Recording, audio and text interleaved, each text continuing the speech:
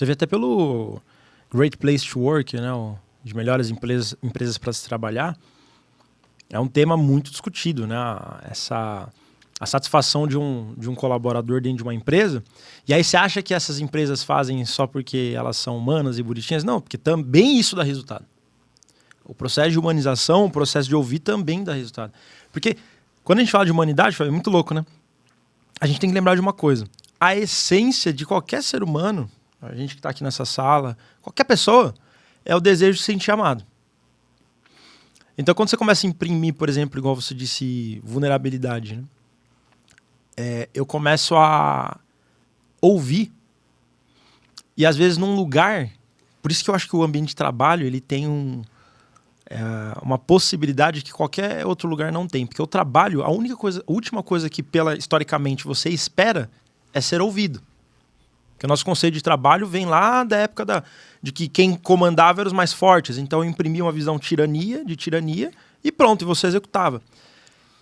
E hoje a gente tem a oportunidade, nesse ambiente que foi construído, esse lugar de trabalho... Por exemplo, por que às vezes as pessoas não são vulneráveis? É pelo medo de perder a sua remuneração, a sua renda, porque eu posso ser vulnerável demais, ou eu posso mostrar um lado que as pessoas não queiram ver, né? E tem uma coisa, quando você fala de vulnerabilidade está associada a estar exposto, né? Tipo, por exemplo, o que é uma pessoa vulnerável na guerra? É uma pessoa no meio de um campo, onde ela não está numa trincheira, onde ela não tem um muro de arrime, de defesa, ela está exposta, ela está vulnerável. Em algumas outras comparações, seria ela está nu. Estar nu é vulnerável. E aí tem uma parada muito louca.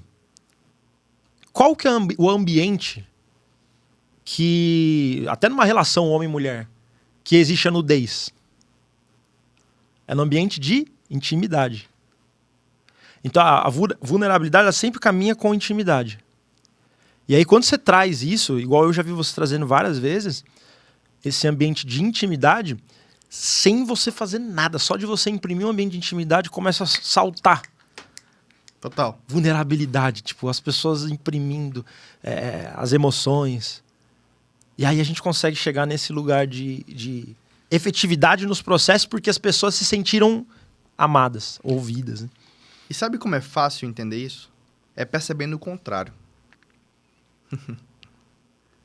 Um lugar onde tem ausência de intimidade. Perfeito. Onde tem mais guerra, competição entre uma pessoa e outra, onde eu tenho que fazer o meu melhor perante o seu melhor, cara, possivelmente é um ambiente que vai ter muito pouco resultado Sim. do que poderia ter se as pessoas estivessem trabalhando num lugar de intimidade em conjunto, gerando Sim. colaboração. É meio lógico pensar nisso, mas parece que no dia a dia a gente vai esquecendo. Claro, estou generalizando aqui. Tem muita gente que eu sei que está numa busca de fazer esse exercício consciente dentro das empresas, de fazer algo diferente. Mas do jeito que a gente foi educado a ser empreendedor até aqui, esse tipo de coisa, essa narrativa não entra muito no nosso dia a dia. É mais fácil ir para as planilhas de custo, ir para os processos, ir para as metas, no que eu consigo medir. Plano de marketing, para o que eu consigo medir.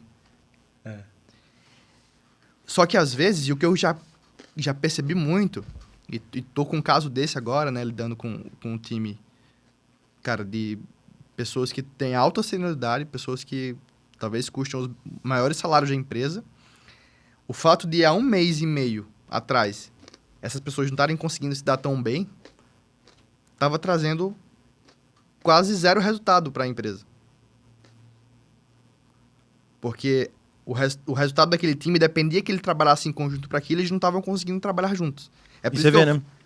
Alta capacidade intelectual. Isso.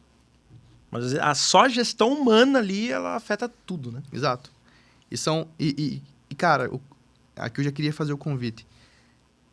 Tudo isso, mesmo que o ser humano seja complexo, intervir nesse lugar de gerar intimidade são coisas muito simples. Às vezes é colocar as pessoas para, sei lá, almoçarem juntas. Falar sobre qual série elas estão assistindo à noite quando elas chegam em casa. Uma que eu acho sensacional, o check-in. Fala do check-in. Cara, o check-in, né, é uma prática de... Antes de toda reunião que a gente vai fazer, a gente pergunta como que as pessoas estão chegando, ou faz uma brincadeira antes da reunião, para revelar, antes do que vai ter sobre a reunião, revelar sobre as pessoas. Porque aí vai que num dia alguém não esteja tão bem, às vezes já teve gente que perdeu um ente querido e tá ali numa fase... E aí se a gente começa a reunião já de cara, sem fazer uma prática como essa, às vezes a reunião não tem performance, porque a gente fica pensando assim nos bastidores, nossa, mas essa pessoa não tá contribuindo, nossa, mas ela falava muito antes, nossa, mas por que ela falou isso agora? Parece que hoje ela tá mais rancorosa. E vai ficando pior, né, a vai bola de ficando neve. pior, sabe?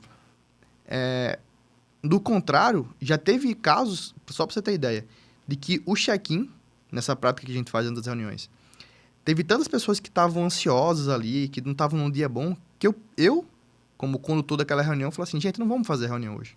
Foi mais produtivo. Eu aproveitei melhor o tempo das pessoas, o custo de tempo daquelas pessoas, o dinheiro da empresa, para que elas pudessem, talvez, fazer outras coisas. Algumas pessoas ali foram fazer seus trabalhos individuais, pela atenção que eu dei ao aspecto humano. Você enxergou o aspecto humano também como um resultado, né? E é isso, né? Novamente, não tem como excluir essas duas coisas. Acho que tem momento que eu vejo algumas empresas indo assim, vamos falar só sobre humanidade agora, porque isso é o nosso jogo.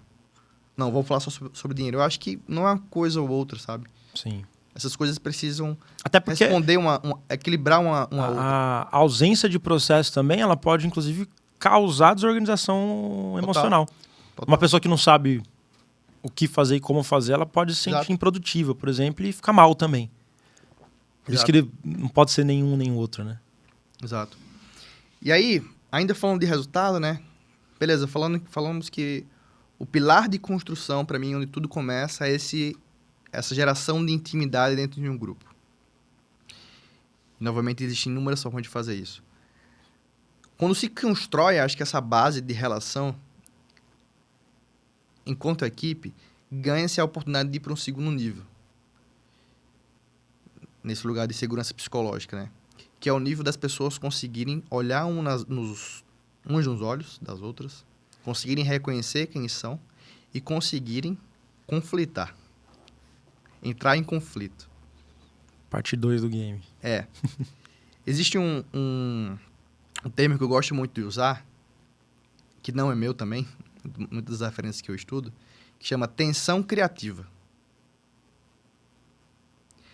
Se nós percebermos a história de criação, continuidade, geração de uma empresa cresce a partir dos seus próprios conflitos. Quando percebe uma oportunidade de mercado e fala assim, olha, vamos desistir de fazer o que a gente está fazendo hoje e vamos para um lugar. Perfeito. Isso é um conflito, porque vão ter pessoas que querem continuar fazendo o que estão fazendo hoje e vão ter pessoas que querem assumir um futuro desejável, diferente daquele. E aí, a forma de olhar para esse conflito, se não houver intimidade, segurança nas relações, pode gerar o caos dentro de uma empresa. Porque aqui é onde começam a gerar as brigas, enfim, fulano não concordar com o outro, e aí, nossa, ele tá querendo puxar a corda para um lado que eu não quero puxar. Do contrário, quando há uma segurança para se conversar abertamente sobre isso, e investigar, falar olho no olho, para cada um entender o que está querendo intencionar com aquela mudança, qual é que é a intenção com aquilo, a gente ganha um nível de discussão muito rica. Que eu gosto de afirmar. Não é toda a equipe, ou melhor, de, 10 equipes que eu trabalhei ultimamente, uma ou duas eu vejo um nível de discussão alto para entrar em conflito produtivo. Para ter esse ambiente de tensão criativa. Top. E isso aqui é muito rico. Se você é empreendedor, empreendedora, entender a mágica por trás disso, de ter uma equipe, sua própria equipe, as equipes da empresa que você conduz, que conduzam, ter ambiente de tensão com muita criatividade, nossa, eu não vejo outro sinônimo do que resultado para esse tipo de ambiente. É uma bomba, né? Uma potência, né? Isso. E aqui a gente vai falar, eu começo a falar um pouco de como a gente se comunica nesse lugar de conflito, né? Eu uso muitas referências, para quem quiser ir um pouco também mais a fundo, do Marshall Rosenberg, que ele cunhou o termo comunicação não violenta. Perfeito. Né? Onde dentro de uma comunicação, dentro de um conflito, a gente começa a perceber as entrelinhas do que as pessoas querem dizer. Que entrelinhas são essas? Cara, quais são os sentimentos que estão envolvidos numa conversa? Isso é de extrema importância. Quais são os fatos que as pessoas estão querendo trazer ali? Porque a nossa máquina humana que está aqui dentro, o nosso coco, né? O cérebro, é uma máquina extremamente julgadora. Você traz uma informação para mim e sem eu querer, o nosso cérebro já julga, né? Sim. Acho que se teve algum episódio aqui que já passou ou vai passar de neurociência, alguém com certeza vai falar sobre isso. Nosso cérebro é uma máquina de julgar e generalizar as histórias, assim. Então, você traz informação pra mim, cara, putz, fui num evento e vi uma coisa legal pra gente fazer aqui. Cara, minha máquina cerebral já vai julgar que evento é esse, quem foi a pessoa que... E aí eu vou cada vez menos tirando a atenção ao fato que você quer trazer e vou entrando, às vezes, numa armadilha de histórias aqui que minha mente vai criando. E aí a comunicação não violenta vai falando, cara, vamos limpar as histórias da mente. Qual que é o fato aqui? Existe realmente essa nova oportunidade de negócio? Qual é o fato? Qual é o sentimento que está envolvido aqui nessa discussão? Quais são as necessidades? Cara, existe uma necessidade genuína da sua parte de querer fazer a empresa crescer e a empresa também vê essa necessidade como genuína. Então, fato, sentimento, necessidade, olha só que riqueza que a nossa comunicação produz, né? E uma equipe que começa a... eu não convido ninguém a virar especialista nisso, Sim. mas minimamente perceber que isso faz parte da comunicação, cara, isso é uma forma lógica de gerar mais resultado, né? E então, para mim, esse já é um segundo passo, assim, de perceber os conflitos como coisas boas, sabe? Não evitá-los. Perfeito. É que, em geral, a gente... Pensou conflito, você pensa em algo que não é benigno, não é maligno. Algo ruim, né? Aliás... Só que você vê, as guerras mesmos que são, de fato, coisas malignas, né? Que não produzem o bem, mas as próprias guerras, elas acabam criando, posterior a elas, revoluções históricas, né, para a humanidade, né, de criação, pela necessidade de explorar outros universos de empreendimento, revolução industrial depois vem para as máquinas, enfim. Então, acho que até ressignificar o conflito, né, dentro das empresas é talvez dos inícios dessa jornada, né? Sabe o que significa guerra para mim? Qualquer ela que seja. Guerra para mim significa preguiça de pessoas Total. que não quiseram conversar sobre que intenção de mudança elas queriam gerar. Perfeito. Uma fagulha de autoconhecimento pararia uma guerra. Seja uma guerra mundial entre dois países, seja uma guerra dentro de casa, seja uma guerra dentro da empresa. Para mim é uma preguiça de duas partes, sejam duas pessoas ou dois grupos, que não quiseram olhar com mais profundidade em qual era a intenção de mudança que as partes queriam gerar em comum. Perfeito. Isso a gente leva para tudo, né?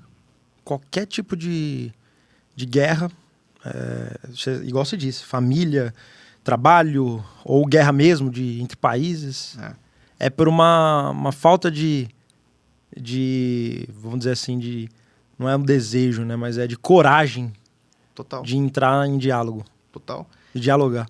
E diálogo profundo, né? Essa é pra anotar.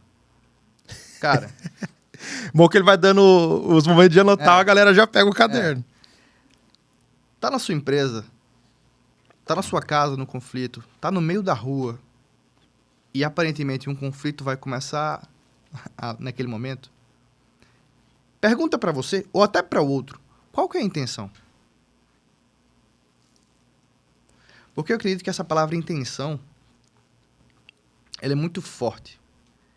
Forte por quê? Porque, para mim, é um princípio também da programação neurolinguística, e eu vou junto com isso, toda intenção, ela é positiva. Explico isso como? Vamos pegar algumas emoções que aparentemente são emoções julgadas ruins. Por exemplo, medo, raiva ou tristeza. Sim. Cara, se a gente pegar a intenção por trás de uma raiva, de alguém que tá com raiva, por mais que o movimento ali, a gente possa ter um julgamento que, opa, isso Sim. aqui não é legal, a intenção da raiva é fazer uma mudança. Fazer algo diferente. Essa intenção por si só, ela é super positiva. Perfeito. Se a gente pegar a tristeza, a Gabi no início aqui, né, quando a gente tava off, a Gabi falou que eu sou um cara que tem dificuldade de chorar. Mas acho que eu valorizo muito os momentos que eu tô triste e que eu choro, assim. Porque pra mim são momentos que acontecem pouco, mas são momentos que eu tô numa reflexão muito profunda. Me fazem refletir muito. Quando eu coloco algo pra fora, eu talvez tenha os meus melhores insights, assim. Sim. Então, É um momento criativo para você, de tristeza, de lágrima, é um momento de reflexão. E eu acredito que a tristeza por si só, por trás dela, tem uma intenção também positiva de reflexão. Sim. De algo que é importante, percebe? Se eu tô triste com algo, é porque eu me importo com isso. Exato. Tem algo importante que precisa ser refletido ali. É um momento O luto é assim, né? É um momento de aprendizado, de recordação, de colocar pingos nos is, de entendimento. Tem uma intenção muito positiva ali. Pegar o medo, por exemplo. Às vezes, essa é uma frase de um grande amigo meu, do Bruno Tenfen, ele fala assim, cara, às vezes, dar um passo para trás significa dar 2 para frente. Então, quem diz que o medo é ruim? Tem uma intenção ali, que a intenção em si é positiva. Eu não estou falando das pessoas que ficam paralisadas por 3 anos por causa do medo. Aí já é o que a pessoa fez com o Isso, sentimento, né? exato. Mas o sentimento em si... Mas o sentimento em si, ele tem uma intenção positiva. Então, voltando a essa palavra intenção, quando eu estou dentro de um conflito, dentro da empresa, dentro da relação, se perguntar, cara, qual é a intenção disso aqui? Fazer com que as pessoas, seja você a pessoa que está trazendo o conflito, ou seja o outro que está trazendo, reflita. O que eu quero com isso? De forma mais profunda. Porque faz um grupo, ou você mesmo se perguntar, qual que é o movimento que a gente quer gerar juntos. Sim. E é muito essa minha atuação como facilitador dentro das equipes hoje. Quando eu percebo que as coisas estão meio enroscadas assim, eu falo assim, gente, peraí, qual que é a intenção? Essa pergunta já deve parar muito conflito, né? Não o conflito ruim, né, que eu digo. Já deve parar muito, né? Total. Inclusive, essa pergunta, pra mim, ela pararia a guerra. Uhum. Sentasse os dois lá que estão tretando agora, Rússia e Ucrânia, e fizesse essa pergunta colocando de lado o ego, né? Mas de forma genuína mesmo, de tentar compreender o outro. Pararia uma guerra, cara. É. E olha que louco, essa pergunta, qual que é a intenção? Quando alguém vai responder ela na equipe, quando eu faço essa pergunta, geralmente a pessoa dá a primeira resposta que vem na cabeça, assim. E que geralmente é a mesma coisa que elas estão conversando. E aí eu pergunto mais uma vez, tá, mas sobre isso, qual que é a intenção? Sim. Vai entrando em camadas, né? Porque quando a gente vai chegando nesses diálogos profundos, é aqui que eu falo que acontece a magia dos conflitos produtivos, das tensões criativas. É indo profundamente a ter conversas, a ter coragem de ter essas conversas, que a gente vai gerando cada vez mais resultado. Resultados mais alinhados a quem somos, o que a empresa é, a missão, a cultura, a visão, os valores. Porque quando a gente pergunta qual a intenção, aí depois a gente pergunta, tá, mas isso está alinhado com o que a gente acredita aqui dentro? Perfeito. Isso está alinhado ao nosso plano estratégico que a gente mapeou há 3 meses atrás? Não, e fora que você encurta um caminho gigantesco, né? Nossa. Porque se as pessoas elas se sentem íntimas, podendo em um ambiente seguro externalizar, num ambiente comum onde as pessoas não se sentem íntimas, elas vão guardar um conflito que vai gerar um resultado no outro dia, no segundo dia de trabalho, no terceiro, no quarto, e não resolve. Quando tem intimidade, você já encurta esse caminho e resolve rápido, né? Total. Porque eu não tenho medo, né? Esse medo de externalizar, de falar, de ser vulnerável, né? Total. Então aqui, lembrando que a gente está falando de como gerar resultado, né? Estou colocando isso no topo de uma pirâmide, estou construindo na minha mente, estou construindo alguns Tijolinhos ali. tijolinhos para Camadas. chegar lá. Então a gente falou sobre construir esse ambiente de intimidade e isso gera uma possibilidade de a gente ter conflitos mais produtivos. O que eu acho que pode ser uma terceira camada, tá? E aqui já revelando, todas essas coisas, essas camadas não são da minha cabeça, são várias coisas que eu pesquisei nos últimos anos. Se for também, não tem problema. Tamo aí. É uma junção das coisas que eu penso. Surgiu na cabeça de alguém um dia e por isso foi bom. Então vai surgir na sua também. Exato. Bota pra fora. Eu vou dando referências aqui. Mas tem um cara que eu gosto muito de acompanhar, que é o Patrick Lencioni, né? Ele é também um psicólogo nacional muito admirado por mim aí. E ele também faz essa brincadeira de colocar as coisas em camadas, né? Eu me referencio muito nessas camadas que ele traz, que são exatamente essas. E a terceira camada, para mim, que eu vejo depois de construir esse ambiente de intimidade, que nos ajuda a entrar em conflito com mais, segurança mesmo, com mais harmonia, eu acredito que agora a gente começa a ver pessoas dentro de grupos mais comprometidas. Porque assim, se as pessoas têm segurança de discutir, e essas discussões são profundas, bem intencionadas, não existe outro resultado para mim, do que eu imagino, que sejam, depois dessas discussões, compromissos muito bem acordados.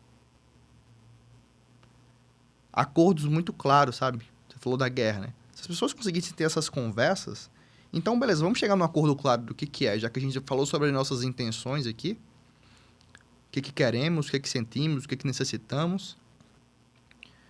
Qual acordo queremos gerar, então? Vamos deixar isso explícito. E para mim, acordo dentro de um grupo, dentro de uma empresa, né, dentro de casa já, que eu acho que isso serve para muita coisa. Eu digo que eu, na minha posição de facilitador, estou começando a mudar meus comportamentos, não só dentro da empresa, mas também em casa. Um lugar que eu tenho muito a aprender ainda. No meu casamento. Esse lance de criar acordos claros nos ajuda também a conviver em grupo e a gerar resultado. Porque acho que a gente gera um valor muito nobre dentro da humanidade, que é o compromisso. Compromisso com algo, firmar com um compromisso, sabe? E saber ter esse olhar mais humano. Não só para gerar intimidade, gerar conflitos produtivos, mas gerar bons compromissos é o que leva a equipe a ter resultado. Só que esse caminho de gerar esse compromisso muitas vezes não é fácil, porque às vezes ele advém de um conflito, difícil das pessoas concordarem. Sim. Para isso é preciso estar disposto a essas discordâncias que existem no meio do caminho. Então, como líderes, né? Você que está assistindo, ouvindo, é um líder e às vezes se pergunta assim, eu dou um monte de regras para minha equipe, eu falo o que tem que ser feito, mas às vezes as pessoas não cumprem. Aqui vai, anota aí agora. Aqui vai o que eu acho que sejam bons caminhos para criar comprometimento. Que é o lugar de abrir espaço para as pessoas serem ouvidas. Acho que você falou isso em algum momento já aqui. Muitas vezes, uma decisão, ela já está tomada e não tem como mudar.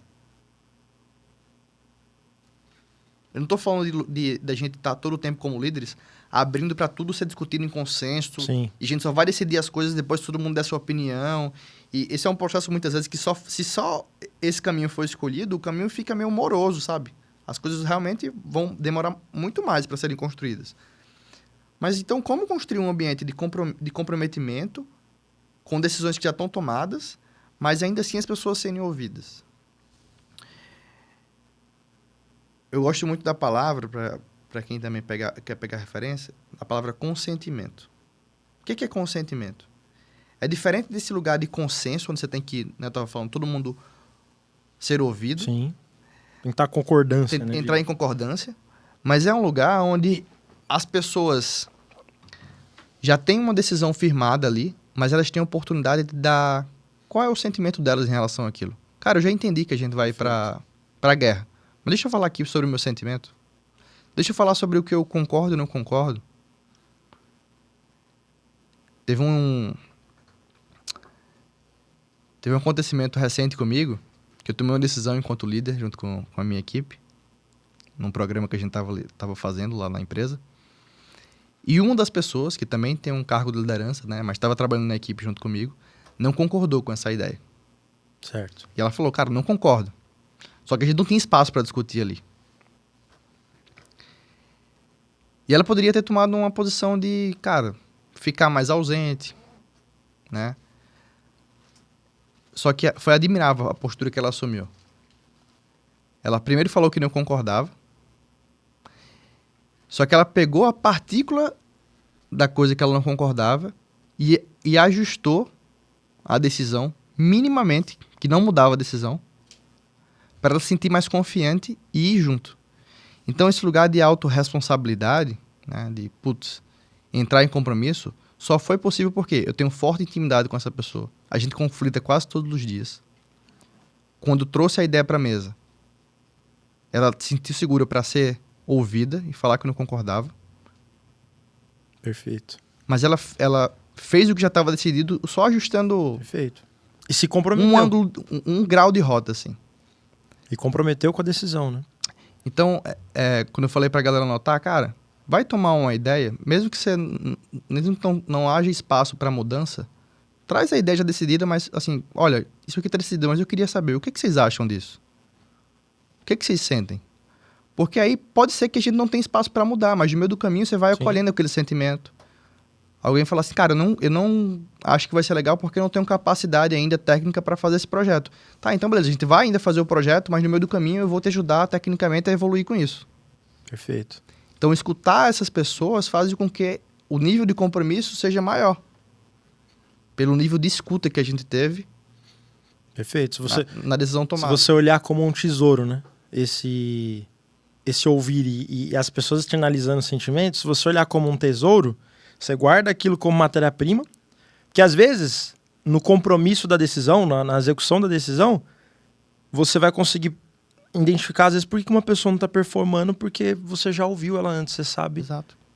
O que de fato não fez ela se sentir bem, né?